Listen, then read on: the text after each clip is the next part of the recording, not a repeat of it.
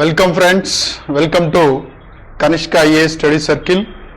Corona ప్రభావం కొద్దిగా తగ్గుతుంది కాబట్టి సిడిపిఓ వేకెన్సీస్ ఉన్నాయని ఎక్స్పెక్ట్ చేస్తున్నాం కాబట్టి ఇంకో 2-3 నెలల్లో నోటిఫికేషన్ వస్తుందనేటువంటి ఉద్దేశంతో మనం ప్రిపరేషన్ కొనసాగించాలి.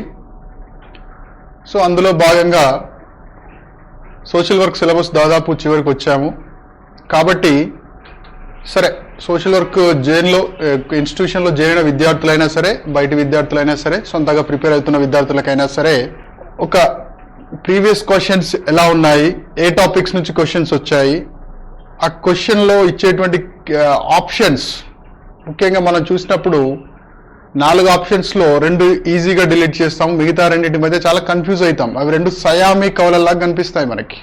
అది విద్యార్థుల యొక్క ఒపీనియన్, కానీ అదేం కాదు.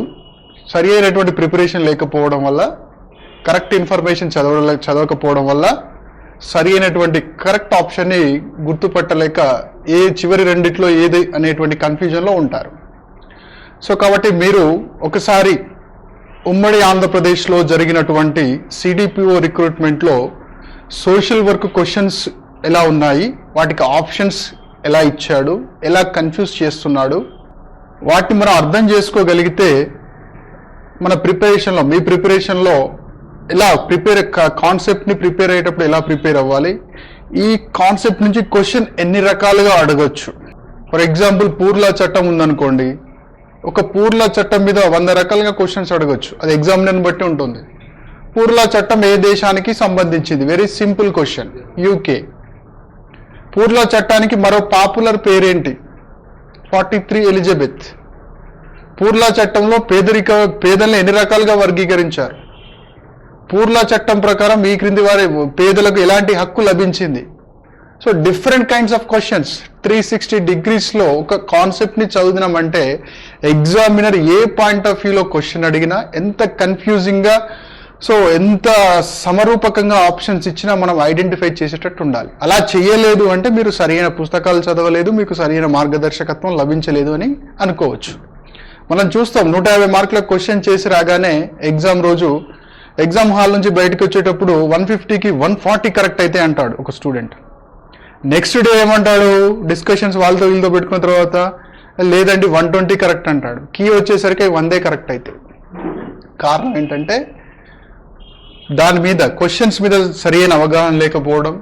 కొన్నిసార్లు ఇంగ్లీష్లో ఉన్న క్వశ్చన్ని తెలుగులోకి ట్రాన్స్లేట్ చేసినప్పుడు ఆన్సర్ చేయడం ఇబ్బంది అవుతుంది. కాబట్టి ఖచ్చితంగా ఇంగ్లీష్లో చూడాలి, తెలుగులో చూడాలి. వీలైతే ఏ క్వశ్చన్ అయితే మీకు అర్థం కావట్లేదో, ఏ క్వశ్చన్ అయితే మిమ్మల్ని కన్ఫ్యూజన్ గురి చేస్తుందో దాన్ని 2 భాషల్లో చూడాలి. చూసినప్పుడు మాత్రమే మనం సరిగా అర్థం చేసుకోగలుగుతాం. ఫర్ ఎగ్జాంపుల్ ఇంటర్వ్యూ అనే క్వశ్చన్, ఇంటర్వ్యూ అనేటువంటి దాని మీద క్వశ్చన్ అడిగాడు అనుకోండి. ఫర్ ఎగ్జాంపుల్ సోషల్ కేస్ వర్క్లో ఇంటర్వ్యూ మీద క్వశ్చన్ అడిగాడు.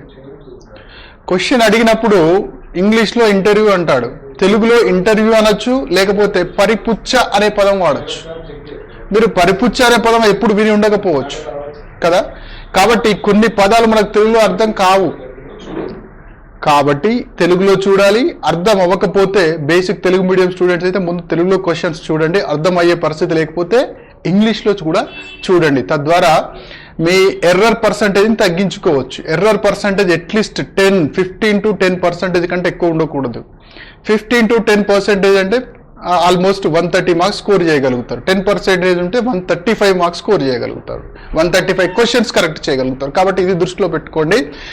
విద్యార్థులు చేసేటువంటి తెలిసి తప్పులు పెట్టేటువంటి ఎర్రర్స్ని తగ్గించడం ఒక లక్ష్యం. రెండవది, ఒక్కొక్క టాపిక్ నుంచి ప్రీవియస్ క్వశ్చన్స్ ఎలా అడుగుతున్నాడు, ఎలా ప్రిపేర్ అవ్వాలి అనేది రెండవ ఉద్దేశం. క్వశ్చన్స్ యొక్క స్టాండర్డ్ ఎలా ఉంది, సిలబస్ కవరేజ్ ఎలా ఉంది, క్వశ్చన్స్ యొక్క ప్యాటర్న్ ఎలా ఉంది అని తెలియజేయడం మరొక ఉద్దేశం. ఈ 3 ఉద్దేశాలతో ఈ వీడియోని కనిష్క యాప్ ద్వారా మరియు సాక్షి education.com ద్వారా సిడిపిఓ అభ్యర్థులకు అందించేటువంటి లక్ష్యంతో ఈ వీడియో చేస్తున్నాము. కాబట్టి మనకి అఫీషియల్గా దీన్ని సోషల్ వర్క్ 2013 చూడండి, అఫీషియల్ క్వశ్చన్ పేపర్ 2013లో వచ్చింది. Social work English version, Telugu version, series B. Okay. So కాబట్టి అఫీషియల్ క్వశ్చన్ పేపర్ని మనం చేస్తున్నాం. నేను ఓన్గా చేసిన క్వశ్చన్ పేపర్ కాదు, లేదా సంబడి ఎవరో చేసిన question paper. Public service commission ఇచ్చినటువంటి క్వశ్చన్ పేపర్ని మనం అనాలిసిస్ చేస్తున్నాం. సో ఒక ట్రెండ్ ఉంటుంది, క్వశ్చన్ పేపర్ అనాలిసిస్ చేస్తున్నాం అంటారు, సైలెంట్గా ఆన్సర్లు పెట్టుకుంటూ పోతారు. లేకపోతే ఇప్పుడు టెక్నాలజీ బాగా డెవలప్ అయిన తర్వాత పైన స్క్రీన్ మీద క్వశ్చన్ వస్తూ ఉంటే ఇక్కడ ఆన్సర్ టీచర్ చెప్పుకుంటూ పోతారు. అది కాదు క్వశ్చన్ పేపర్ అనాలిసిస్ అంటే, క్వశ్చన్ ఏ టాపిక్ నుంచి అడిగాడు, ఏ డైమెన్షన్ నుంచి అడిగాడు, దాని డిఫికల్టీ లెవెల్ ఎంత ఉంది, ఈ క్వశ్చన్ కి ఆన్సర్, ఈ క్వశ్చన్ పాపులర్ బుక్స్ లో కవర్ అయిందా, కవర్ అవ్వట్లేదా, ఇది స్టాక్ క్వశ్చనా, కరెంట్ అఫైర్స్ కు రిలేటెడ్ గా ఉన్నటువంటి క్వశ్చనా, ఈ పర్టికులర్ 4 ఆప్షన్లే ఎందుకు ఇచ్చాడు, ఈ కోణంలో మనం ఒక్కొక్క క్వశ్చన్ అర్థం చేసుకునేటువంటి ప్రయత్నం చేద్దాం. ముందు వీడియోని పర్ఫెక్ట్ గా వినండి, క్వశ్చన్స్ ని పర్ఫెక్ట్ గా వినండి, తర్వాత నోట్స్ రాసుకునే ప్రయత్నం సెకండ్ ప్రయత్నంలో చేసుకోండి. నేను మనకు సిలబస్ కంప్లీట్ అయినంత వరకు ఇప్పుడు వీడియోలు కవర్ చేస్తున్నాను. మనకు సిలబస్ రన్ అవుతుంటే మిగతాయి కూడా చేస్తాను. సో ఇప్పటి వరకు మనం కేస్ వర్క్, ఫిలాసఫీ, ఐడియాలజీ, ఇండియాలో హిస్టరీ, యూకేలో హిస్టరీ, కేస్ వర్క్ అంటే ఏంటి, గ్రూప్ వర్క్ అంటే ఏంటి, ఫీల్డ్స్ అంటే ఏంటి, స్కోప్ అంటే ఏంటి, కేస్ వర్క్లో టూల్స్, టెక్నిక్స్, తర్వాత okay theories, application, principles, values, okay ethics, ఇలా మనకు అన్ని కేస్ వర్క్కి, గ్రూప్ వర్క్కి, కమ్యూనిటీ ఆర్గనైజేషన్ కంప్లీట్ చేసుకున్నాము. తర్వాత ఫీల్డ్స్ ఆఫ్ సోషల్ వర్క్ కూడా కంప్లీట్ చేసుకున్నాము. మనము చివరిగా ఉమెన్ అండ్ చైల్డ్ వెల్ఫేర్ ఒకటి, మహిళా చట్టాలు, ఈ 2 అంశాలు కంప్లీట్ చేస్తే మన సోషల్ వర్క్ సిలబస్ అయిపోతుంది. సో అయినా సరే ఇప్పటి వరకు మనం దగ్గర 80 వీడియోలు చేశాం కదా, ఆ 80 వీడియోలకు సంబంధించి వచ్చినటువంటి క్వశ్చన్స్ గురించి మనం ఈ పేపర్లో, ప్రీవియస్ పేపర్లో డిస్కస్ చేసేటువంటి ప్రయత్నం చేద్దాం. So let me right questions here. Question number 1 అంటే ఈ పేపర్లో ఉన్న 1 అని కాదు, రిలవెంట్ కొన్ని సెలెక్టెడ్ క్వశ్చన్స్ అనాలిసిస్ చేస్తున్నాం కాబట్టి అలా చూడాలి. ఇక్కడ ఏమిచ్చాడు, an important character of rural community is, an important character of rural community is, right. Options 1 లో ఎడ్యుకేషన్, సెకండ్ ఏమిచ్చాడు అగ్రికల్చర్ ఎకానమీ, థర్డ్ ఏమిచ్చాడు ఇన్నోసెన్స్, ఫోర్త్ వన్ ఏమిచ్చాడు హై డెన్సిటీ ఆఫ్ పాపులేషన్ అనాలి, బట్ హై డెన్సిటీ అని ఇచ్చాడు. So 4 options ఇచ్చాడు. ఏంటంట, an important character of rural community, గ్రామీణ సముదాయం యొక్క ముఖ్య లక్షణం, గ్రామీణ సముదాయం యొక్క ముఖ్య లక్షణం.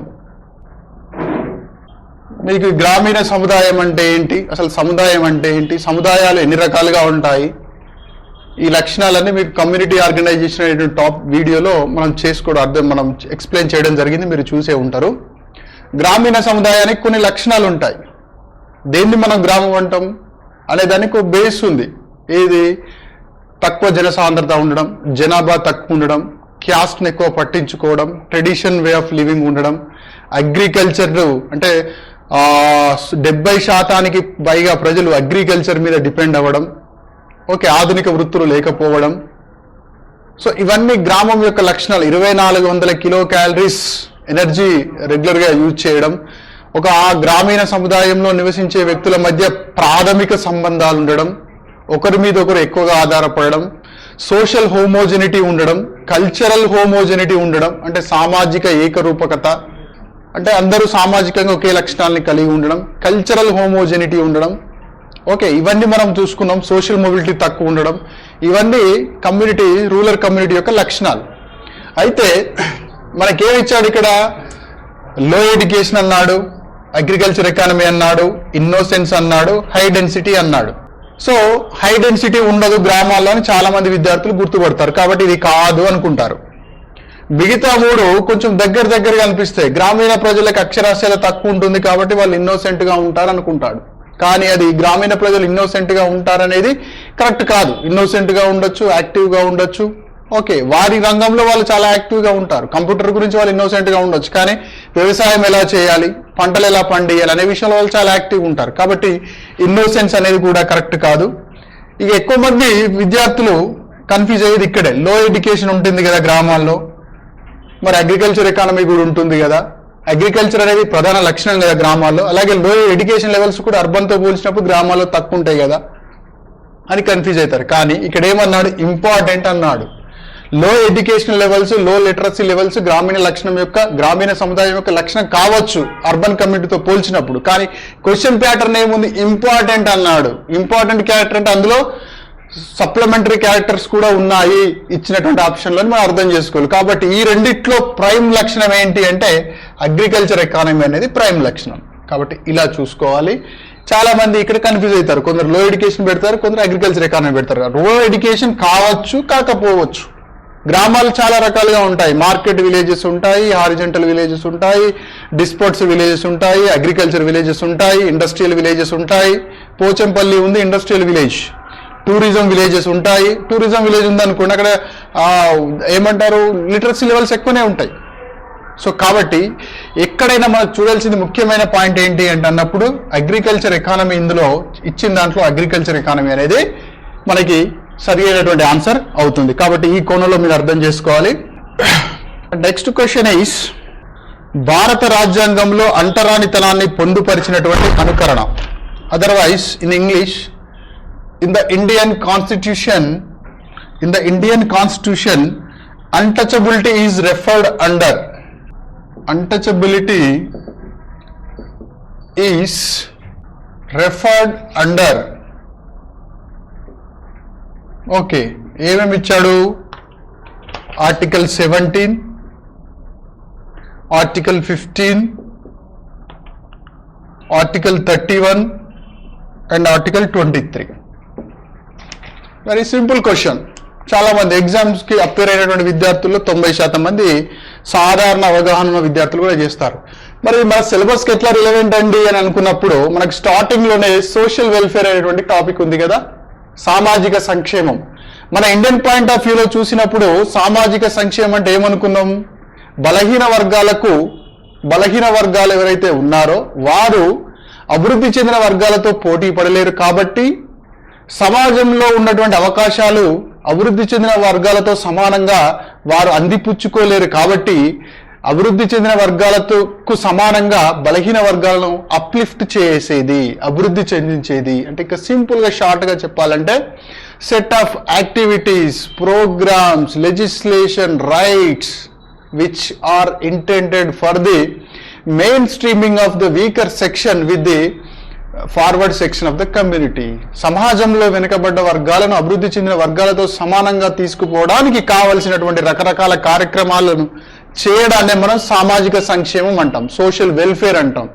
కాబట్టి సోషల్ వెల్ఫేర్ అంటే భారతదేశం యొక్క మీనింగ్లో, ఇండియన్ పాయింట్ ఆఫ్ వ్యూలో ప్రజలందరి సంక్షేమం కాదు, వెనుకబడ్డ వర్గాల వారి సంక్షేమం. వెనుకబడ్డ వర్గాలంటే ఎవరు, సామాజికంగా వెనుకబడ్డవారు, లింగం పరంగా వెనుకబడ్డవారు, శారీరకంగా వెనుకబడ్డవారు. లింగం పరంగా వెనుకబడ్డవారు ఎవరు, మహిళ మరియు థర్డ్ జెండర్. సామాజికంగా వెనుకబడ్డవారు ఎవరు, ఎస్సీలు, ఎస్టీలు, బీసీలు. ఓకే, శారీరకంగా వెనుకబడ్డవారు ఎవరు, డిజబుల్ పర్సన్స్, తర్వాత ఎల్డర్లీ పీపుల్. సో వీళ్ళందరి సంక్షేమం కోసం చేసేటువంటి కార్యక్రమాల్ని మనం వెల్ఫేర్ యాక్టివిటీస్ అని చెప్పుకుంటాం. Nehru definition, 5 years plans definition, Durgabai Deshmukh definition, ఇవన్నీ మనం చూసుకున్నాం కదా. సో అందులో భాగంగానే నేను రాశాను, వెల్ఫేర్ను సాధించడం అనేది బలహీన వర్గాల యొక్క సంక్షేమం లేదా సామాజిక సంక్షేమం అనేది ఒక మార్గంలో మాత్రం సాధించేటువంటి లక్ష్యం కాదు. అందుకోసం హక్కులను కల్పించాలి, చట్టాలను తీసుకురావాలి, సామాజిక విధానాలను రూపొందించాలి, ఎడ్యుకేషన్ ఫెసిలిటీస్ వాళ్ళకు స్పెషల్గా ఉండాలి, దాంతో పాటుగా వారికి రిజర్వేషన్లు ఉండాలి, వారికి ప్రత్యేకంగా సంక్షేమ కార్యక్రమాలు ఉండాలి. ఇవన్నీ కూడా చేస్తున్నాం. ఇవన్నిటిని కలిపి మనం హోల్సమ్గా ఏమని చెప్పొచ్చు, వెల్ఫేర్ యాక్టివిటీస్ అని చెప్పొచ్చు. కాబట్టి అందులో భాగంగానే బలహీన వర్గాలని ఇబ్బందులకు, తరతరాల పాటు ఇబ్బందులకు గురి చేసినటువంటి అంటరానితనాన్ని, అన్టచబిలిటీని దేని కింద, ఏ ఆర్టికల్ కింద మెన్షన్ చేశారు అంటే ఆర్టికల్ 17. ఈజీగా గుర్తుండే ఎవరైనా చేస్తారు. కాకపోతే ఏంటంటే మిగతా ఆప్షన్స్ కూడా మీకు ఆన్సర్ తెలిసి ఉండాలి. ఆర్టికల్ 15 ఏంటి, వివక్షతలు. ఆర్టికల్ 17 వచ్చేసి అన్టచబిలిటీ, అస్పృశ్యత, అంటరానితనం. ఒక జాతి పేరు మీద నేను నీకు షేక్ హ్యాండ్ ఇవ్వకపోతే అది అన్టచబిలిటీ కాదు, నిన్ను నా ఇంట్లోకి రానియకపోతే అన్టచబిలిటీ కాదు. ప్రజా సౌకర్యాలు, పబ్లిక్ ప్లేసెస్లో ప్రజా సౌకర్యాలకు సంబంధించినటువంటి ప్లేసెస్లో ఒక వ్యక్తిని వాడి యొక్క పుట్టుక ఆధారంగా, వాడి యొక్క జాతి ఆధారంగా, ఇంకా చెప్పాలంటే కులం ఆధారంగా దూషించడం కానీ, వివక్షకు చూపడం కానీ, కులం ఆధారంగా వివక్షత చూపితే క్యాస్ట్ బేస్డ్ డిస్క్రిమినేషన్ని మనం జాతి ఆధారంగా మన చేతల్లో అన్టచబుల్గా చూస్తే అప్పుడు దాన్ని మనం ఈ ఆర్టికల్ 17 కిందకి కవర్ అవుతుంది. ఆర్టికల్ 15 అనేది ఏమవుతుంది? డిస్క్రిమినేషన్, వివక్షత, లింగపరమైన జాతిపరమైన వివక్షతలు దాని కిందికి వస్తుంది. ఆర్టికల్ 23 దేనికి సంబంధించింది? ఆర్టికల్ 23లో 2 సబ్జెక్ట్ మ్యాటర్స్ ఉంటాయి. ఒకటి వచ్చేసి ఏంటి? Human trafficking. రెండవది బాండెడ్ లేబర్. దీన్ని బెగర్ అనే పదం వాడారు కాన్స్టిట్యూషన్లో. యాక్చువల్గా ఇది first provision, bonded labour first provision, human trafficking second provision. Article 23 of the constitution provided clear definition to the bonded labor under the heading of beggar, and also provided comprehensive definition to the practicing of human trafficking. Kabatti article 23 deals with 2 social issues. One is bonded labor, second one is human trafficking. కదా, మనుషుల్ని articles లాగా అమ్మడం కానీ, కొనడం కానీ, దేవదాసి వ్యవస్థ, జోగిని వ్యవస్థ కూడా హ్యూమన్ ట్రాఫికింగ్ ఆర్టికల్ 23 ప్రకారం. కాబట్టి మనం ఈ కోణంలో చూసినప్పుడు మా ఆన్సర్ ఏంటి? 17. ఇది చాలా సులభమైన ప్రశ్న ఇంతకుముందు ప్రశ్నతో పోల్చినప్పుడు. ఇలాంటి ప్రశ్నలు మనం పొరపాటున కూడా తప్పు చేయకూడదు, ఎందుకంటే ఇవి చాలా మంది కరెక్ట్ చేస్తారు. Very low standard questions, very basic questions అనొచ్చు అనమాట. సోషల్ వెల్ఫేర్లో భాగంగా మనం ఇలాంటివన్నీ కవర్ చేశాము. అండ్ నెక్స్ట్ క్వశ్చన్, ఇది కొంచెం యావరేజ్ క్వశ్చన్, మరి ఈజీ క్వశ్చన్ కాదు, మరి టఫ్ క్వశ్చన్ కాదు, యావరేజ్ క్వశ్చన్గా మనం భావించవచ్చు. కొంచెం అవగాహన ఉన్నటువంటి విద్యార్థి మాత్రమే చేయగలిగినటువంటి ప్రశ్న. సరే చూద్దాం ఏంటో అది. ఏమడిగాడు? Voluntary organisations. ఇవన్నీ ప్రీవియస్ క్వశ్చన్సే ఫ్రెండ్స్, గుర్తుపెట్టుకోండి, నేను ఏదో తయారు చేసినవి కాదు ఇప్పుడు. ఓకే, ఈ స్టాండర్డ్ ఏంటో అర్థం చేసుకునే ప్రయత్నం చేయండి. Voluntary organizations are usually registered under ఏంటట?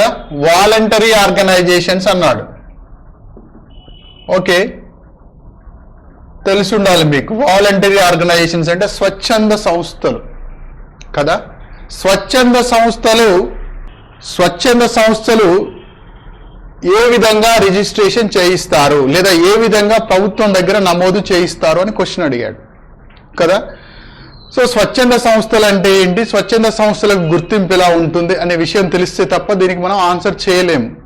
ఇక్కడ ఈరోజు మీరు నలుగురం కలిసి ఒక స్వచ్ఛంద సంస్థ పెట్టుకోవచ్చు, తప్పేం లేదు, దాన్ని కూడా స్వచ్ఛంద సంస్థ అంటాం. కానీ it is not registered society. నువ్వు ఎప్పుడు నీకు చట్టబద్ధత లభిస్తుంది? ప్రభుత్వం నిర్దేశించినటువంటి విధానంలో, అది కేంద్ర ప్రభుత్వ చట్టం కింద కానీ, రాష్ట్ర ప్రభుత్వ చట్టం కింద కానీ దాన్ని రిజిస్ట్రేషన్ ఆఫీసుకు వెళ్ళి రిజిస్ట్రేషన్ చేయించినప్పుడు మాత్రమే అది చట్టబద్ధంగా రిజిస్ట్రేషన్ చేయబడ్డటువంటి వాలంటరీ ఆర్గనైజేషన్ అవుతుంది.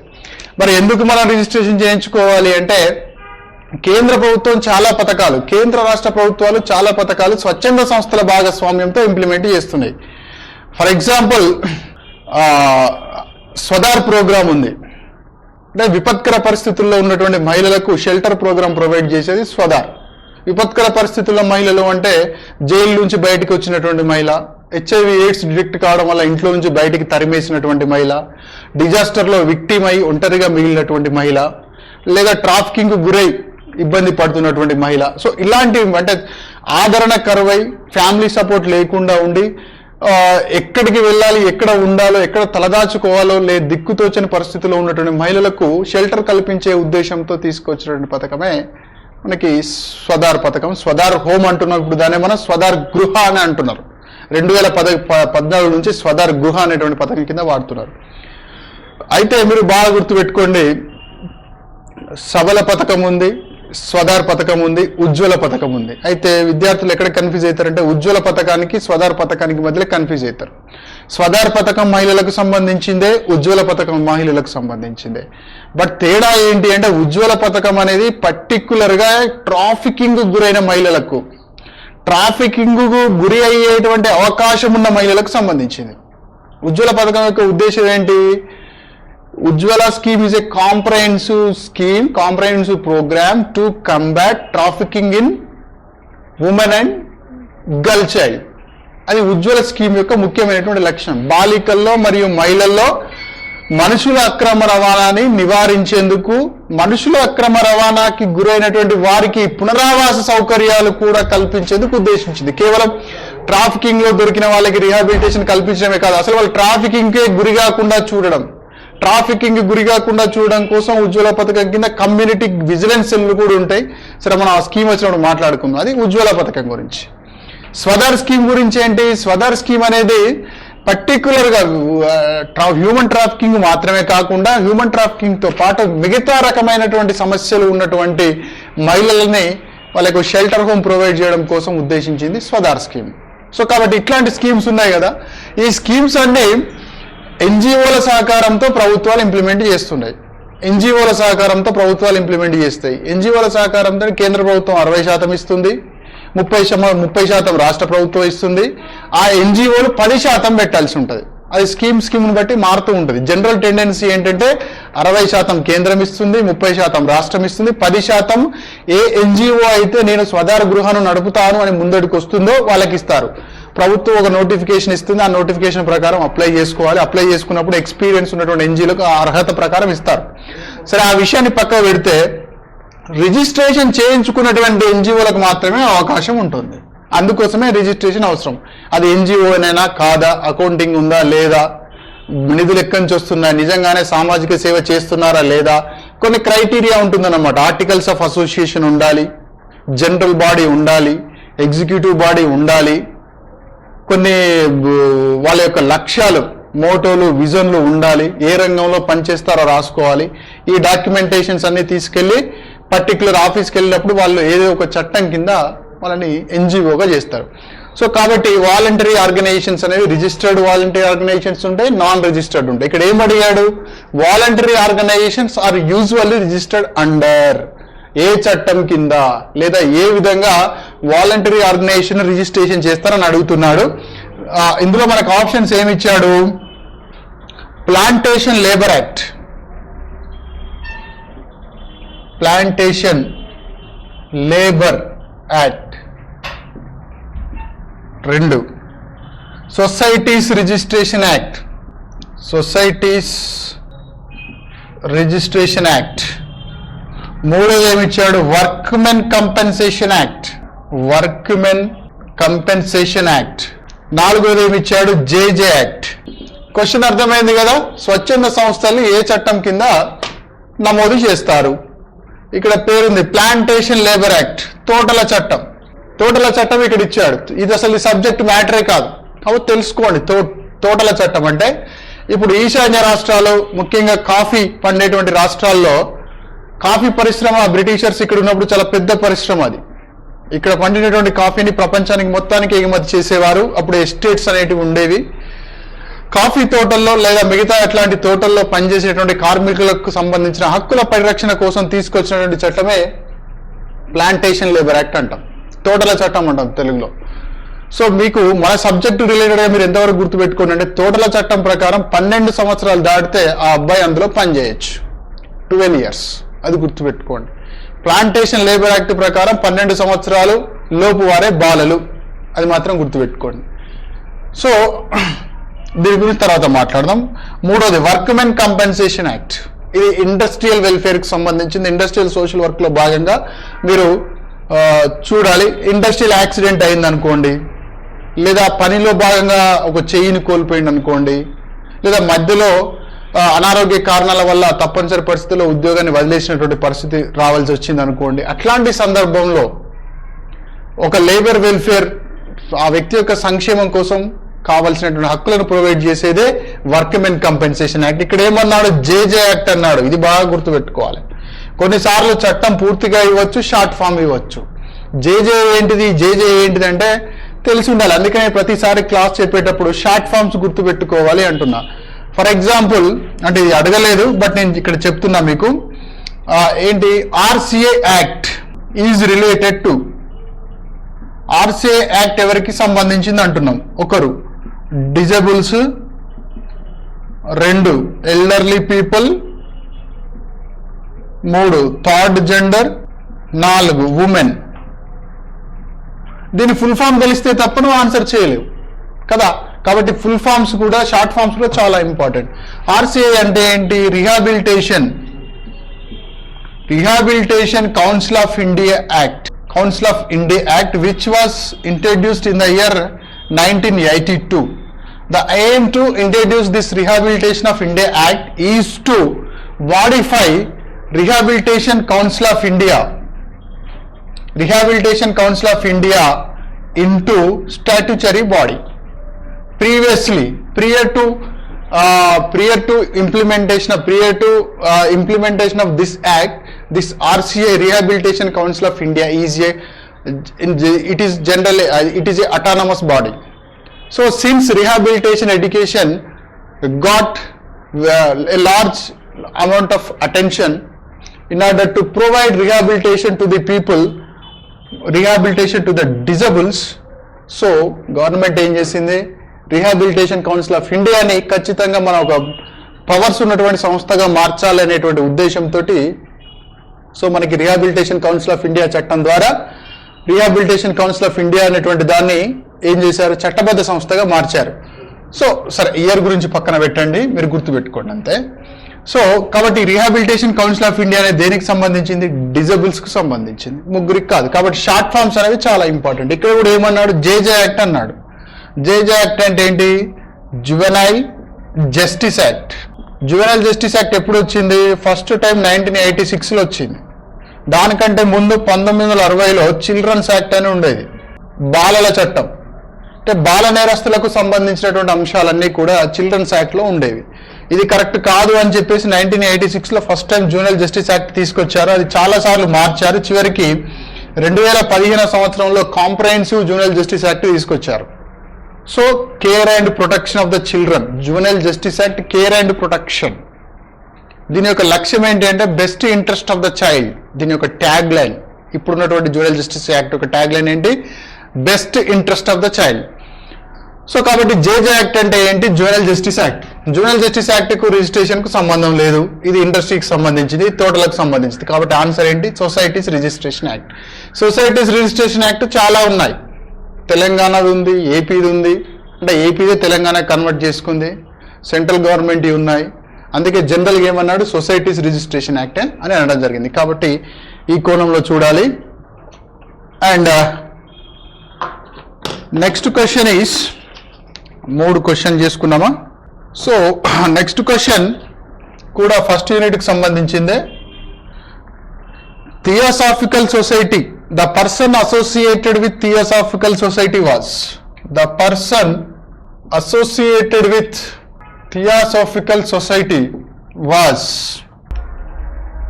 సో ఇక్కడ క్వశ్చన్ అడిగాడు, the person associated with theosophical society. ఇదేంటి, దేని నుంచి వచ్చిందిగా మనం భావించాలి? సోషల్ రిఫార్మ్ అని ఫస్ట్ యూనిట్లో మనకు సిలబస్ ఉంది కదా.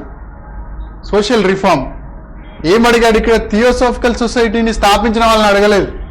స్థాపించే వాళ్ళని అడిగితే మనం మేడం బ్లావట్స్కి కానీ ఆల్కాట్ కానీ పెట్టచ్చు కదా.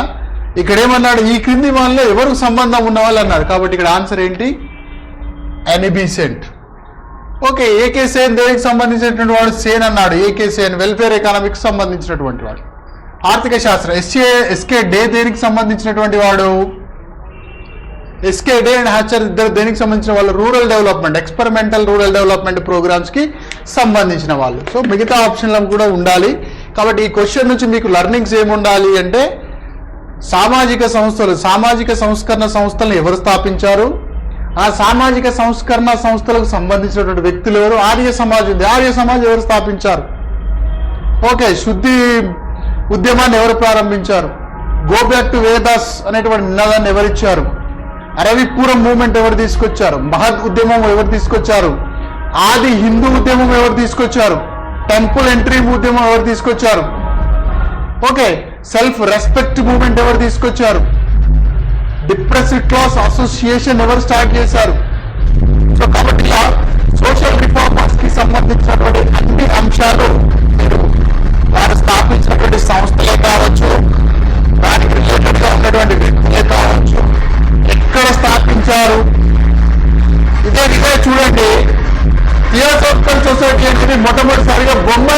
స్థాపించారు. సో కాబట్టి మన సోషల్ రిఫార్మ్ గురించి అధ్యయనం చేస్తున్నాం కాబట్టి సోషల్ రిఫార్మ్ ఇష్యూస్ ని ఈ కోణంలో చూసేటువంటి ప్రయత్నం చేయండి. సో నెక్స్ట్ క్వశ్చన్ ఏముంది?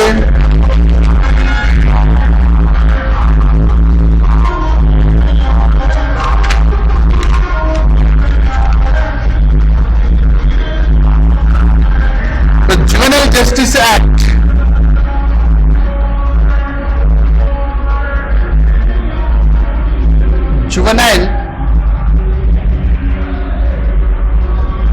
the Juvenile Justice Act was passed. The Juvenile Justice Act was passed in the year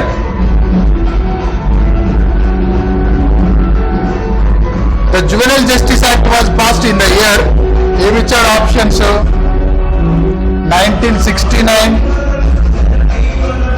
1986,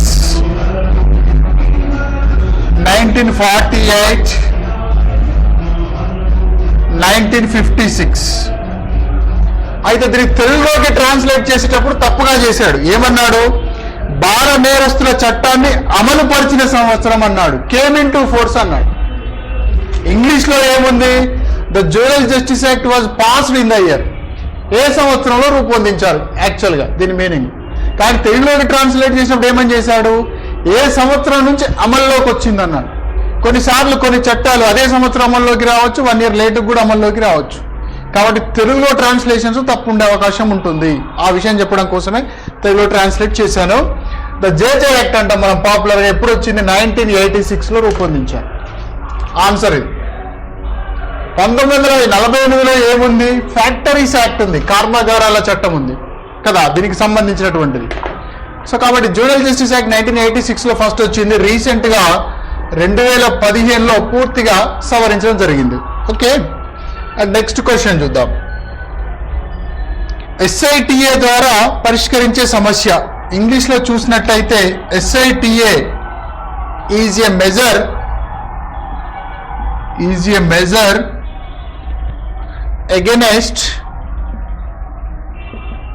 against the problem of SITA అన్నది ఏ సమస్యను తీర్చడానికి తీసుకొచ్చారు అన్నాడు. ఆప్షన్స్ ఏమిచ్చాడు? మద్యపానం అంటే ఆల్కహాలిజం, బి వ్యభిచారం, సి అంటరానితనం, డి మాదక ద్రవ్యాలు కదా. SITA అంటే ఏంటో తెలిస్తేనే ఆన్సర్ చేయగలుగుతావు. SITA అంటే suppression of immoral traffic act. Immoral traffic act అంటున్నాం కాబట్టి ఆన్సర్ ఏంటి? వ్యభిచారం. అంటరానికి సంబంధించింది ఏంటి? SC/ST atrocities prevention act, civil rights act.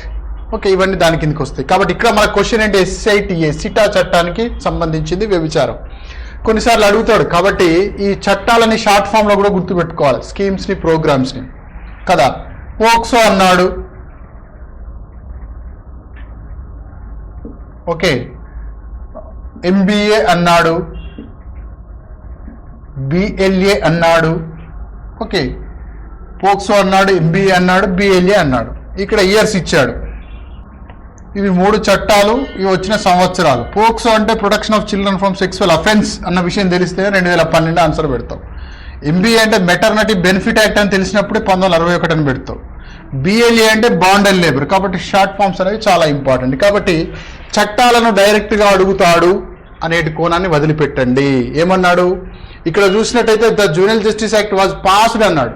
ఇది వాజ్ ఎనాక్టెడ్ అనొచ్చు, ఏ సంవత్సరం నుంచి అమల్లోకి వచ్చింది అనొచ్చు. ఇక్కడ ఏమన్నాడు? SITA is a measure against the problem అన్నాడు. అక్కడ POCSO is a measure against అనొచ్చు, MBA ఈజ్ మెజర్ అగెనిస్ట్ అనొచ్చు, BLA అనొచ్చు, okay, CLPA child labour protection abolition act అనొచ్చు. సో కాబట్టి ఈ కోణంలో అర్థం చేసుకునే ప్రయత్నం చేసి చట్టాలు గుడ్డిగా చదివితే కాదు, దాని షార్ట్ ఫామ్ ఏంటి, ఫుల్ ఫామ్ ఏంటి, ఎవరికి హక్కులు వచ్చాయి, ఏ సంవత్సరంలో తీసుకొచ్చారు, ఓకే, ఏ సంవత్సరం నుంచి అమల్లోకి వచ్చింది, దాని కింద పనిష్మెంట్స్ ఏంటి, ఇవన్నీ చూడాల్సినటువంటి అవసరం ఉంటుంది. So next question, same JJ act మీద అడిగాడు. జేజే యాక్ట్ డీల్స్ విత్ అయిపోయినాయి కదా. JJ act deals with JJ act అంటే ఏంటో తెలిసి ఉండాలి, మీకు తెలిస్తేనే ఆన్సర్ చెప్పగలుగుతారు. జేజే యాక్ట్ అంటే జువెనైల్ జస్టిస్ యాక్ట్. ఓకే, 1986లో ఫస్ట్ వచ్చింది, ఇప్పుడు 2015లో సవరించారు. అంతకుముందు 1986కు ముందు 1960లో చిల్డ్రన్స్ యాక్ట్ అని ఒకటి ఉండే, దాని కింద డీల్ చేసేవారు. ఇక్కడ ఏమి ఇచ్చాడు ఆప్షన్స్? ఒకటి డెలిక్వెంట్ చిల్డ్రన్స్, రెండు డిజబుల్డ్ చిల్డ్రన్స్, మూడు child patients, 4 destitute children. So ఈ ప్రశ్నకి సమాధానము 2 రకాలుగా ఉంటుంది సమయాన్ని బట్టి. 1986 నుంచి 2015 వరకు ఈ ప్రశ్నకు ఒక సమాధానం ఉంటుంది. 2015 తర్వాత ఈ ప్రశ్నకు సమాధానం వేరు. బాగా ఎందుకు చెప్తున్నా అర్థం చేసుకోండి. 1986 ఈ సంవత్సరం చట్టం వచ్చినప్పటి నుంచి 2015 వరకు దీని ఆన్సర్ కేవలం డెలిక్వెంట్ చిల్డ్రన్స్. 2015 తర్వాత కనుక ఎగ్జామ్ ఉన్నట్టయితే దీని ఆన్సర్ ఏంటి? డెలిక్వెంట్ చిల్డ్రన్స్ మరియు డెస్టిట్యూట్ చిల్డ్రన్ ఇద్దరు వస్తారు. అంటే చట్టంలో మార్పు వచ్చింది. ఇంతకుముందు చెప్పాను కదా, ఎవరైతే పిల్లలు తరచుగా నేరాలకు పాల్పడే వాళ్ళ పిల్లలు ఉంటారో వాళ్ళని ఏమంటారు అంటే జువెనైల్ డెలిక్వెంట్స్ అంటారు. జువెనైల్ డెలిక్వెంట్స్ లేదా డెలిక్వెంట్ చిల్డ్రన్స్ అంటారు. జువెనైల్ అంటే అర్థం చిన్న పిల్లవాడు, మెచ్యూరిటీ రానివాడు, 18 సంవత్సరాల లోపు వాడు. డెలిక్వెంట్ అంటే అపరాధి, తరచుగా నేరాలు చేసేవాడు, చట్టంతో సంఘర్షణ పూరిత వాతావరణాన్ని కలిగి ఉండేవాడు. 2015 వరకు జువెనైల్ జస్టిస్ యాక్ట్ యొక్క ముఖ్య ఉద్దేశం, బాల న్యాయ చట్టం యొక్క ముఖ్య ఉద్దేశం ఏంటంటే ఎవరైతే బాల అపరాధులు ఉంటారో బాల అపరాధులకు సంస్కరణ చేయాలి, వాళ్ళ ప్రవర్తన మార్చాలి. ఎక్కడ మార్చాలి? కరెక్షనల్ ఇన్స్టిట్యూషన్స్లో, దిద్దుబాటు సంస్థల్లో మార్చాలి. వారిని పనిష్మెంట్ గురి చేయకూడదు, వారిని రీహాబిలిటేషన్ గురి చేయాలి, వాళ్ళ బిహేవియర్ మాడిఫికేషన్ తీసుకురావాలి. ఎందుకంటే అవగాహన లేకుండా తప్పులు చేస్తున్నారు. వారు పెరిగినటువంటి సోషియో ఎకనామిక్ కండిషన్స్, కుటుంబ పరిస్థితులు, స్లమ్ కండిషన్స్, ప్రభుత్వం వైఫల్యం చెందడం, ఇలాంటి కారణాల వల్ల మానసిక పరిపూర్ణత రాకముందు, శారీరక పరిపూర్ణత రాకముందు వాళ్ళు నేరం చేశారు. కాబట్టి దాన్ని మనం నేరం అనకుండా అపరాధం అనాలి. వారికి పనిష్మెంట్ ఇవ్వకూడదు, జైల్లోకి పంపించకూడదు. కరెక్షనల్ ఇన్స్టిట్యూషన్స్, సర్టిఫైడ్ స్కూల్కి, ప్రొబేషనరీ హోమ్స్కి, రిమాండ్ హోమ్స్కి, observation home, there are so many kinds of correctional institutions. కాబట్టి ఇలాంటి సంఘ సంక్షేమాన్ని ఏమంటాం మనం? కరెక్షనల్ సోషల్ వర్క్, దిద్దుబాటు సంఘ సంక్షేమ చర్య. అంటే ఇలాంటి బాల నేరస్తులు కావచ్చు, డ్రగ్ అడిక్ట్స్ కావచ్చు, వీళ్ళందరికీ సంబంధించి భిక్షాటనకు, ప్రవర్తన సరిగా లేని వాళ్ళందరికీ చేసేది దిద్దుబాటు సంఘ సంక్షేమ చర్య. అందులో భాగంగా జువెనైల్ డెలిక్వెన్స్ కూడా ఉంటుంది. అది పక్కన పెట్టేస్తే జువెనైల్ జస్టిస్ యాక్ట్ని 2015 తర్వాత సవరించి కొత్త చట్టం తీసుకొచ్చారు. దాన్నే జేజే యాక్ట్, దాన్ని కూడా జేజే యాక్ట్ అంటాం. అమెండెడ్ జేజే యాక్ట్ 2015. దీని యొక్క ముఖ్య ఉద్దేశం ఏంటి? ఈ చట్టం యొక్క ముఖ్య ట్యాగ్ లైన్ ఏంటి అంటే the best interest of children. 2015కు ముందు కేవలం జువెనైల్ డెలిక్వెంట్లో దీని సబ్జెక్ట్ మ్యాటర్ ఉండేవాళ్ళు. 2015కు ముందు కేవలం విపత్కర పరిస్థితిలో ఉన్న పిల్లలే ఉండేవారు. కానీ ఇప్పుడు దీని యొక్క నేచర్ మారింది. ఏంటేంటి? ఒకటి బాల నేరస్తులే కావచ్చు, లేదా బాల అపరాధులు, వీళ్ళని children with in conflict with law, చట్టంతో సంఘర్షణ పడే పిల్లలు, తరచుగా నేరాలు చేసే పిల్లలు, దత్తతకు సంబంధించిన అంశాలు, భిక్షాటనకు సంబంధించిన అంశాలు, అనాథ పిల్లలు, వీళ్ళిద్దరిని కలిపి ఏమంటారంటే రక్షణ అవసరం ఉన్న పిల్లలు, రక్షణ అవసరం ఉన్న పిల్లలు, లేదా విపత్కర పరిస్థితుల్లో ఉన్న పిల్లలు, తల్లిదండ్రులు లేని పిల్లలు, డిజాస్టర్ విక్టిమ్స్, ట్రాఫికింగ్ కు గురయ్యే అవకాశం ఉన్నటువంటి పిల్లలు, సింగిల్ పేరెంట్ పిల్లలు, వీళ్ళందరూ కూడా ఎవరెవరికైతే కేర్ అండ్ ప్రొటెక్షన్ అవసరం ఉంటుంది. అందుకే ఈ చట్టంలో ఏం చెప్పారు? This juvenile justice act will provides protection and care to the certain group of children. ఎవరెవరు? Children in conflict with law, బాలాపరాధులు, వీళ్ళందరినీ కలిపి ఏమంటారు జనరల్ గా? Children in need of care and protection. తల్లిదండ్రుల కుటుంబం లేదు కాబట్టి వాళ్ళందరినీ చూసుకోవాల్సిన బాధ్యత కూడా ప్రభుత్వానిదే అని జువెనైల్ జస్టిస్ యాక్ట్ 2015లో తీసుకురావడం జరిగింది.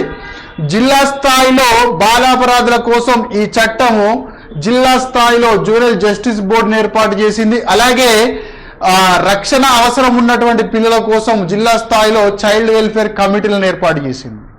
ఈ చైల్డ్ వెల్ఫేర్ కమిటీలు వీళ్ళకి రక్షణ మరియు వీళ్ళకి చదువు ఆరోగ్యం చూసుకోవడం కోసం కొన్ని కార్యక్రమాలు ఇంప్లిమెంట్ చేయాలి. కాబట్టి అందుకోసం డిస్ట్రిక్ట్ చైల్డ్ ప్రొటెక్షన్ యూనిట్స్ కూడా పెట్టడం జరిగింది. మనకు చివరిలో అది బాలలకు సంబంధించిన చట్టాలు ఉంటాయి కదా, మరియు కరెక్షనల్ సోషల్ వర్క్లో భాగంగా ఈ చట్టం గురించి డీటెయిల్గా మనం మాట్లాడుకుందాం. కాబట్టి ఈ కోణంలో అంటే ఇంతకు ముందు పాత చట్టం ప్రకారం ఎలాంటి ప్రొవిజన్స్ ఉన్నాయి, కొత్త చట్టం ప్రకారం ఎలాంటి ప్రొవిజన్స్ ఉన్నాయి. కాబట్టి 2015 తర్వాత ఏమైతే డెలిక్వెంట్ చిల్డ్రన్స్ కవర్ అవుతారో అండ్ డెస్టిట్యూట్ చిల్డ్రన్స్ కూడా ఇప్పుడు ఉన్నటువంటి చట్టం ప్రకారం వీళ్ళు కూడా కవర్ కావడం జరుగుతుంది. ఓకే, అండ్ నెక్స్ట్ క్వశ్చన్, ఇంకో క్వశ్చన్ ఇచ్చాడు, ఇది కాంట్రవర్షియల్ గా ఇచ్చాడు, దీనిలో ఆప్షన్స్ కరెక్ట్ గా లేవు. సరే చూద్దాం మరి ఏంటో. దానికి అసలు ఇచ్చినటువంటి ఆప్షన్స్ లో ఆన్సరే లేదు. సో 7 కంప్లీట్ చేసాం కదా. 8th question, social work is ఏమి ఇచ్చాడో options: poor relief, shramdan, disaster relief, helping activity. Right, ఇందులో ఏది కూడా కరెక్ట్ ఆన్సర్ కాదు. సోషల్ వర్క్, పూర్ రిలీఫ్ అంటే సోషల్ సర్వీస్, శ్రమదానం అంటే కూడా సోషల్ సర్వీసే, హెల్పింగ్ యాక్టివిటీ అంటే సోషల్ సర్వీసే. మరి డిజాస్టర్ రిలీఫ్ అంటే విక్టిమ్స్కి డిజాస్టర్ రిలీఫ్ చాలా మంది ఇస్తారు. అగ్ని ప్రమాదం అయితే అగ్నిమాపక దళం ఇస్తుంది. ఓకే, భూకంపానికి సంబంధించింది అయితే ఇంకొకరు వస్తారు, అగ్రికల్చర్ సంబంధించింది అయితే ఇంకొకరు వస్తారు. సో కాబట్టి ఇందులో ఆన్సర్ ఏం లేదు. ఆప్షన్ ఏదైనా ఒకటి ఏమి ఉండాలి, ప్రొఫెషనల్ యాక్టివిటీ లేదా సైంటిఫిక్ చారిటీ లేదా సైంటిఫిక్ హెల్పింగ్ యాక్టివిటీ, ఇలాంటి పదాలు ఏదైనా ఒకటి ఉండాలి. ఇందులో కనీసం లేదు. కాబట్టి పేపర్ తయారు చేసేటప్పుడు ఈ పొరపాటు జరిగిందిగా మనం భావచ్చు. Poor relief can be done by everybody, shramdan can be done by everybody, helping activity can be done by everybody and disaster relief also can be done by concerned groups. So ఈ activity చేయడానికి నువ్వు BSW ఎంఎల్డబ్ల్యూ చేయాల్సిన పని లేదు, training తీసుకోవాల్సిన పని లేదు కదా, ఎవరైనా చేస్తారు. కాబట్టి ఇందులో ఏది కాదు. ఇందులో ఒక ఆప్షన్ ఏదై ఉండాల్సింది, social work is a professional activity అయినా ఉండాలి, సైంటిఫిక్ హెల్పింగ్ యాక్టివిటీ అయినా ఉండాలి, లేదా సైంటిఫిక్ చారిటీ అయినా ఉండాలి, లేదా సైంటిఫిక్ ఫిలాంథ్రఫీ అయినా ఉండాలి, లేదా ఇది ఒక ప్రొఫెషన్ అన్నా ఉండాలి, ఇది ఒక అకాడమిక్ యాక్టివిటీ అన్నా ఉండాలి, లేదా ఇది ఒక రీసెర్చ్ యాక్టివిటీ. ఏ పదం లేదు. కాబట్టి ఇందులో ఆన్సర్ ఏది కాదు. సో ఇలాంటి క్వశ్చన్స్ వచ్చినప్పుడు మీరు ఏం చేయాలి, ఈ క్వశ్చన్ సరిగా లేదు అండి అని చెప్పేసి కీ పేపర్ వచ్చినప్పుడు మీరు ఆబ్జెక్షన్స్ పెట్టొచ్చు. అట్లాంటి సందర్భంలో ఆ క్వశ్చన్ని ఆ లిస్ట్ నుంచి తీసివేయడం జరుగుతుంది. అండ్ నెక్స్ట్ క్వశ్చన్ చూద్దాము. Social work ensures the proper functioning of, social work ensures the proper functioning of social work వేటి పనితీరును మెరుగుపరుస్తుంది, వేటిని బాగుపరుస్తుంది అని అడిగాడు. ఒకటి గవర్నమెంట్ పనితీరు మెరుగుపరుస్తుందా, బి ఎన్జిఓల పనితీరు మెరుగుపరుస్తుందా, సి సామాజిక సంస్థల పనితీరు మెరుగుపరుస్తుందా, డి విద్యా సంస్థల పనితీరు మెరుగుపరుస్తుందా. ఇది కూడా ఒక రకంగా కాంట్రవర్షియల్ క్వశ్చన్ అని చెప్పొచ్చు. సోషల్ వర్క్ గవర్నమెంట్ పనితీరు మెరుగుపరుస్తుంది. ఇప్పుడు ఫర్ ఎగ్జాంపుల్ 1 స్టాప్ సెంటర్స్ ఉన్నాయి, అందులో సోషల్ కేస్ వర్కర్ పనిచేస్తున్నాడు అంటే గవర్నమెంట్ సంస్థను పనితీరు మెరుగుపరిచినట్టే కదా. ఎన్జిఓస్ ఉన్నాయి, ఇంటర్నేషనల్ ఎన్జిఓస్, లోకల్ ఎన్జిఓస్, అందులో చాలా పొజిషన్లో డిస్ట్రిక్ట్ కోఆర్డినేటర్, స్టేట్ కోఆర్డినేటర్ ఇట్లాంటి వాళ్ళందరూ కూడా సోషల్ వర్క్ చేసిన వాళ్ళు ఉన్నారు. అలాగే విద్యా సంస్థల్లో కూడా educational social worker, child guidance క్లినిక్లో పనిచేసే వాళ్ళు, ఓకే, స్కూల్ సోషల్ వర్కర్లు ఉన్నారు. అంటే బ్రాడ్గా ఆలోచించినప్పుడు ఈ 4గింటిలో కూడా సోషల్ వర్కర్లు పనిచేస్తారు. కానీ ఇక్కడ అందుకే కన్ఫ్యూజ్ చేశాడు. ఇందులో స్పెసిఫిక్గా అంతిమ లక్ష్యం ఏంటి అంటే సోషల్ ఇన్స్టిట్యూషన్స్ని బాగు చేయడం. సోషల్ ఇన్స్టిట్యూషన్స్ని బాగు చేయడం అంటే ఇవన్నీ కవర్ అవుతాయి సామాజిక సంస్థలు అన్నప్పుడు. కాబట్టి ఇలా కొన్నిసార్లు 4 ఆప్షన్స్ సేమ్ ఉంటాయి, బట్ అందులో వెరీ సూటబుల్ ఏది అని మనం ఐడెంటిఫై చేసేటువంటి పరిస్థితిలో ఉండాలి. Next question, this is very important question. Professional social work interventions, professional social work interventions, professional social work interventions aims at enabling the client అన్నాడు. ఆప్షన్స్ ఏమిచ్చాడు అంటే వృత్తిపరమైనటువంటి సోషల్ వర్క్ అనే వృత్తిపరమైన సోషల్ వర్క్ యొక్క లక్ష్యం ఏంటి అంటున్నాడు. జనరల్గా చెప్పాలంటే ఏమన్నాడు, A to use internal resources only, to use internal resources only. Next ఏమి ఇచ్చాడు, to use external resources only. Third C ఏమి ఇచ్చాడు, to use both internal and external resources. Last one is to fight with the system. So ఇది analysis oriented question. ఇలాంటి question చాలా మంది students తప్పు పెడతారు.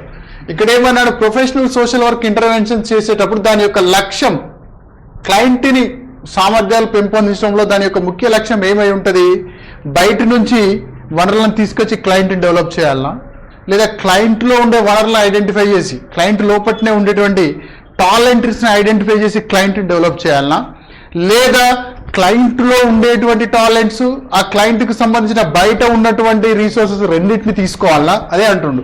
To use internal resource, to use external resource, to use both the internal and external resources and to fight with the system. To fight with the system కాదన్న విషయం అందరికీ తెలుసు. ఇక్కడ విషయం ఏంటంటే ఇంటర్నల్ రిసోర్సెస్ని మనం తీసుకోవాలా, ఎక్స్టర్నల్ తీసుకోవాలా, బోత్ తీసుకోవాలి. ఇక్కడ అయిన క్వశ్చన్ ఏంటి, ఏం అన్నాడు కాబట్టి రెండూ తీసుకోవాలి. ఓకే, ఫస్ట్ బట్ ప్రియారిటీ దేనికి ఇవ్వాలి, ఇంటర్నల్ రిసోర్సెస్కి ప్రియారిటీ ఇవ్వాలి. మన ప్రియారిటీ అడగలేదు కదా. సోషల్ వర్కర్ ఎప్పుడు కానీ ఒక కమ్యూనిటీతో పనిచేస్తున్నప్పుడు ఆ కమ్యూనిటీలో ఉన్న రిసోర్సెస్కి ప్రాముఖ్యతనివ్వాలి. వ్యక్తితో పనిచేస్తున్నప్పుడు వ్యక్తిలో ఉన్నటువంటి రిసోర్సెస్కి ప్రాముఖ్యతనివ్వాలి. మనకు ప్రిన్సిపల్ ఉంటుంది, every person will have inherent worth and dignity. ప్రతి వ్యక్తిలో టాలెంట్స్ ఉంటాయని మనం నమ్ముతున్నాం. రెండవది, మనం బయట నుంచి రీసోర్సెస్ తీసుకుని వచ్చి వాడికి ఇస్తే రేపొద్దున రీసోర్స్ అయిపోగానే మళ్ళీ డిపెండెంట్ అవుతాడు. వాడి కాళ్ళ మీద వాడు నిలబడే విధంగా తయారు చేయాలంటే వాడిలో ఉన్న టాలెంట్స్ బయటికి తీయాలి. సో కాబట్టి జనరల్గా క్వశ్చన్ అడిగినప్పుడు మనకి ఇంటర్నల్ రీసోర్స్ అవసరమే, ఎక్స్టర్నల్ రీసోర్స్ అవసరమే. కానీ ఏ రీసోర్సెస్కి ఇంపార్టెంట్ ఇవ్వాలన్నప్పుడు మాత్రం ఏమైతుంది, ఆన్సర్ ఇంటర్నల్ రీసోర్స్ అవుతుంది. కాబట్టి క్వశ్చన్ అడిగిన దాన్ని బట్టి మనం ఆన్సర్ చేయవలసి ఉంటుంది. Right. And next another important ఇట్లాంటి అనాలిసిస్ క్వశ్చనే ఉంది. ఇలాంటి క్వశ్చన్స్ చాలా మంది విద్యార్థులు తప్పుగా పెడతారు. ఓకే, ఎక్స్పర్ట్స్ రాయనటువంటి పుస్తకాలు చదివిన వాళ్ళు, మార్కెట్లో అడ్డగోలుగా దొరికేటువంటి పుస్తకాలు చదివిన వాళ్ళు, స్టాండర్డ్ బుక్స్ చదవని వాళ్ళు, ఓకే, మార్కెటింగ్ జిమ్మిక్కులకు మోసపోయి వారు తప్పు ఆన్సర్లు పెట్టేటువంటి ఛాన్స్ ఉంటుంది. కాబట్టి మీరు ఏదైనా పుస్తకం చదివినప్పుడు కానీ క్లాసులు విన్నప్పుడు కానీ కన్సర్న్ టీచరే చెప్తున్నాడా లేడా అనే విషయాన్ని మీరు కన్ఫర్మ్ చేసుకోవాల్సిన అవసరం ఉంటుంది, ఎందుకంటే టెక్నికల్ సబ్జెక్టులు. సో నెక్స్ట్ క్వశ్చన్ ఏమిచ్చాడు, ఇది కూడా అనాలిసిస్ క్వశ్చనే. The individual, group, family or community that seeks or provided with professional services. తెలుగులో రాద్దాం, క్వశ్చన్ పెద్దగా ఉంది కాబట్టి తెలుగు మీడియం స్టూడెంట్స్ కన్ఫ్యూజ్ అయ్యే ఛాన్స్ ఉంటుంది. తెలుగులో రాస్తే వృత్తిపరమైన సేవలను కోరు వ్యక్తి, సమూహం, కుటుంబం, సముదాయాలను ఏమని పిలుస్తారు కదా. డాక్టర్ దగ్గరికి వెళ్తే పేషెంట్ అంటారు, లాయర్ దగ్గరికి వెళ్తే క్లయింట్ అంటాడు. అదే మనం ఒక మార్కెటింగ్ ఏజెన్సీ కానీ అట్లాంటి వాటికి వెళ్తే ఏమంటారు, షాప్కి వెళ్తే కస్టమర్ అంటాడు. మరి సోషల్ వర్కర్ దగ్గరికి వచ్చినప్పుడు ఏమని పిలవాలి, కేస్ వర్క్ ఉందనుకోండి, కేస్ వర్క్ చేస్తున్నాం మనం, క్లయింట్ అని పిలవచ్చు. మరి గ్రూప్ వర్క్ చేసినప్పుడు ఎవరిని క్లయింట్ అనాలి? గ్రూప్ వర్క్ 7 మందికి మినిమం 7 మెంబర్స్తో గ్రూప్ వర్క్ చేయాలి. 7 మెంబర్స్తో గ్రూప్ వర్క్ చేసినప్పుడు అందరినీ కలిపి క్లయింట్ అనాలా? ఒక్కొక్కరిని ఇండివిజువల్గా క్లయింట్ అనాలా? లేదా మనం ఒక కమ్యూనిటీ ఆర్గనైజేషన్ యాక్టివిటీ చేస్తున్నాం. కమ్యూనిటీ ఆర్గనైజేషన్ యాక్టివిటీ చేసినప్పుడు ఆ గ్రామంలో ఉన్న వాళ్ళందరినీ కలిపి క్లయింట్ అంటామా? ఒక్కొక్కరిని క్లయింట్ అంటామా? లేదా ఒక ఫ్యామిలీ థెరపీ, ఫ్యామిలీ కౌన్సిలింగ్ లేదా ఫ్యామిలీ లెవెల్ ఇంటర్వెన్షన్స్ ఇస్తున్నాం. అప్పుడు ఫ్యామిలీలో ఉన్న అందరినీ కలిపి క్లయింట్ అని పిలుస్తామా? ఫ్యామిలీలో ఒక్కొక్కరిని ఒక్కొక్క క్లయింట్ అని పిలుస్తామా? దాని మీద క్వశ్చన్ అడిగాడు. అదే వృత్తిపరమైన సేవలు కోరు వ్యక్తి కానీ, సమూహం కానీ, కుటుంబం కానీ, సముదాయం ని ఏమని పిలవాలి? ఇక్కడ ఆప్షన్స్ ఏమిచ్చాడు? 1 clients, 2 patients, 3